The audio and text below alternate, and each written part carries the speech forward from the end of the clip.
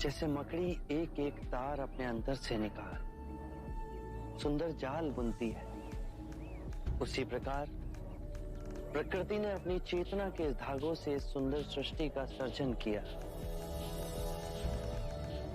और इसी सुंदर सृष्टि में बुद्ध के सधर्म के मार्ग की वाणी दसों दिशाओं में गूंजेगी और सोई हुई मानवता जाग उठेगी। जो भी सद्धर्म के मार्ग से जुड़ना चाहे उसके लिए हमारे संघ के द्वार खुले हैं, फिर वो चाहे किसी भी वर्ण का ही क्यों ना हो, कोई भेदभाव नहीं होगा। ये अद्भुत क्रांति है शाक्यमुनि। सदियों से मनुष्य ने मनुष्य को धन, जाति, लिंग के आधार पर उत्पीड़ित किया। अब सब समान होंगे। सबको अधिकार है ये परम सत्य पाने का, जैसे हम सब ने प्राप्त किया। सब नश्वर है, सब झूठ है और सबसे कुरूप है ये जीवन।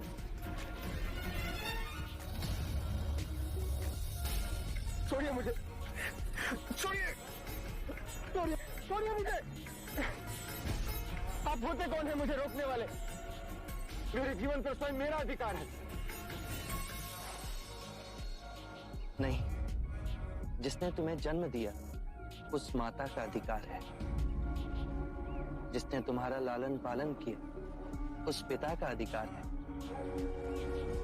कितनी लंबी श्रृंखला है जिनके होने से आज तुम हो। तुम पर केवल अपना नहीं, उन सब का अधिकार है। उठो।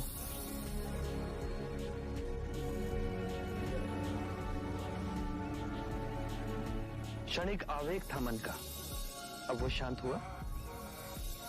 क्षणिक नहीं, जीवन में सब कुछ पाया। सुख, धन, ऐश्वर्य, काम वासनाओं की तुष्टि, और वो सब क्षणिक था।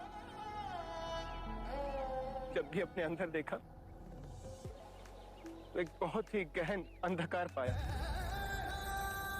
बहुत ही गहरी पीड़ा पाई और बहुत ही सूनापन पाया। जीवन जीने का कोई अर्थ ही नहीं रहा।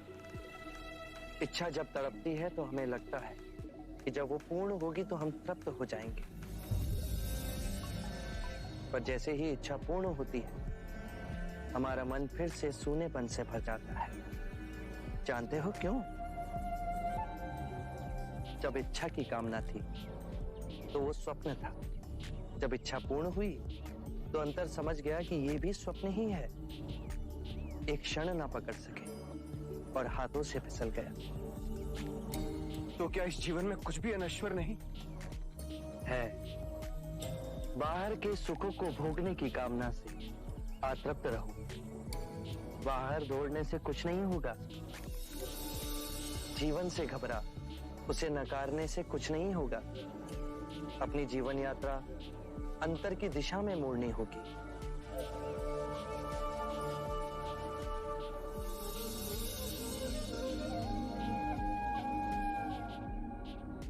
कौन है आप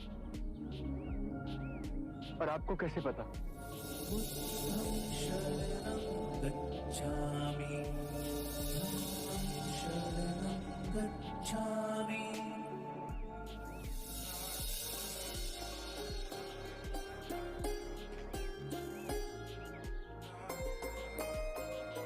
मैंने आपसे सुंदर व्यक्ति आज तक नहीं देखा।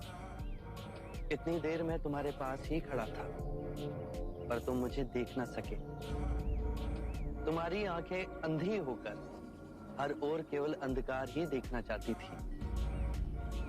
मनुष्य अपने मन में जैसी चाहे वैसी दुनिया को देख सकता है। सत्य है, आप महात्मा हैं। मैं दुखी हूं अपने अंतर मन से। मेरा नाम यश है। एक धनी वैश्य परिवार में मेरा जन्म हुआ। जीवन में किसी भी बात की कमी नहीं थी। मैंने हर सुख भोगा, वासनाओं की पूर्ति करता रहा, पर अंदर ही अंदर मेरा मन घुटता रहा। मैं और नीरस होता गया। कितने मनुष्य हैं जो कि शारीरिक रोगों से पीड़ित हैं, धन के अभाव से पीड़ित हैं, अन्याय से पीड़ित हैं, पर उतने ही मनुष्य मानसिक रोगों से भी पीड़ित हैं। चारों ओर देखो यश,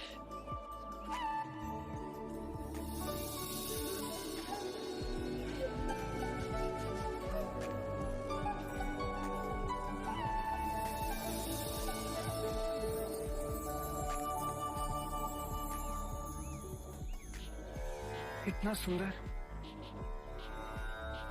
जब तुम कूदने जा रहे थे तो क्यों तुम इस सौंदर्य को नहीं देख सके?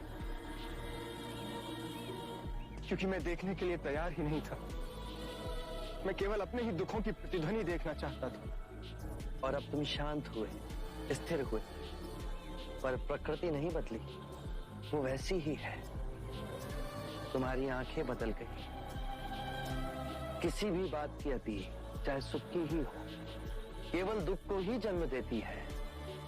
इसीलिए मध्य में रहो तो जो जैसा है वैसा ही दिखेगा। परम शांति पाओगे।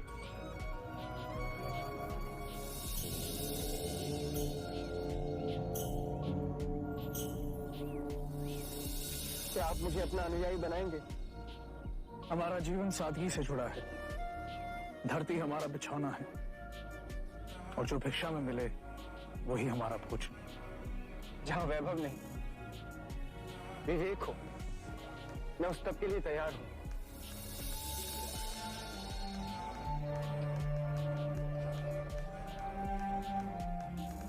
हर कोई जो इस पृथ्वी पर जन्मा है उसे परम ज्ञान पाने का अधिकार है। बस पहला पग उसे उठाना है। मैं तैयार हूं। तुम अपना शीश कटवा सकते हो? मैं अपना शीश देने को तैयार हूं। शीश देने के बाद केवल एक प्रतीक है। शीश देने को वही तैयार होता है जो अपने अहंकार का शीश काट अपने गुरु के चरणों में रख सके।